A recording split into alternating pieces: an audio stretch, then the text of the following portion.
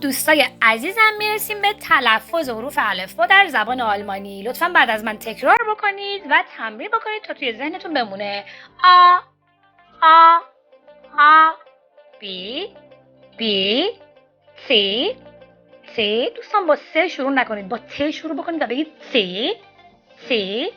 دی دی ای ای اف اف گی گی ها ها ای ای. خب دوستان جی در زبان انگلیسی اینجا یوت تلفظ میشه. یوت یوت. کا کا.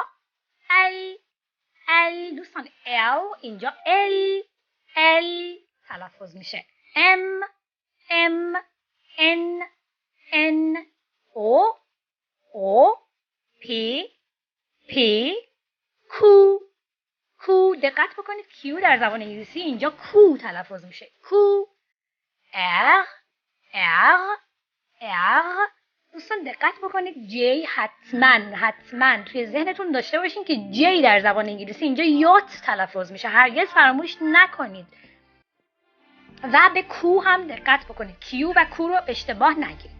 اس اس تی تی او او. دوستان دقت بکنید یو انگلیسی اینجا او تلفظ میشه.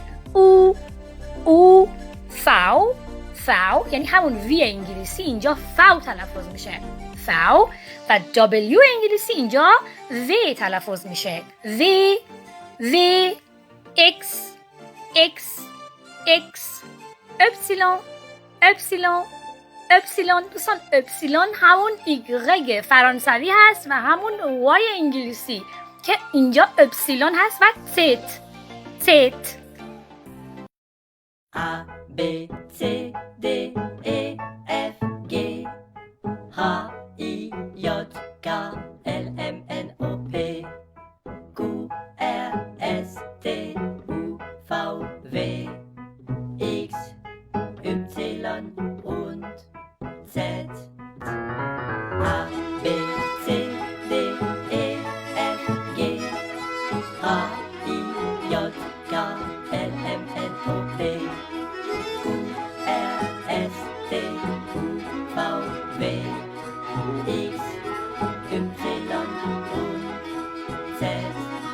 A B C D E F G H I J K L M N O P Q R S T U V W X Y und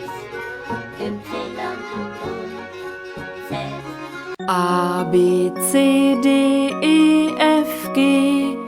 H I J K L M N O P Q R S T U V W X Y Z. A B C D E F G H I J K L M N O P Q R S T U V W X Y Z. J Ä Ö Ü und SZ. Nun ist das Alphabet komplett.